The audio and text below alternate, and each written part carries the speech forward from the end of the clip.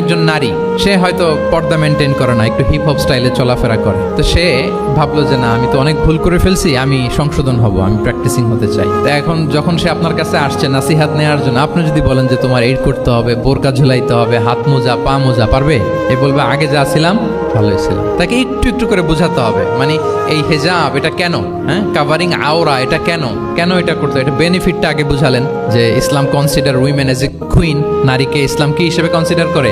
রানী হিসেবে। তো রানীর তো একটা ড্রেস কোড থাকবে, স্পেশাল পোশাক থাকবে, এগুলো বুঝাবেন। সে যাতে একটু নিজেকে গুছিয়ে চলে, শুরুর দিকে আপনি এই বার্তা দিতে পারেন যে একটু গুছিয়ে চলতে হবে। এরপর একটু শালীন পোশাকে যেন সে অভ্যস্ত হয়, এটা বললেন। সে যখন শালীন পোশাকে অভ্যস্ত, তারপরে হেজাবের ফজিলত বললেন, সে যেন হেজাব পরে। যখন সে হেজাব পরে, এরপরে তাকে নেকাবের কথা বললেন। এইভাবে আস্তে আস্তে তাকে বোঝাতে হবে। কিন্তু একবারে যদি সব চাপিয়ে দেন, বলেন তো আওয়াজ করে, সে কি ওটা রিসিভ করতে পারবে?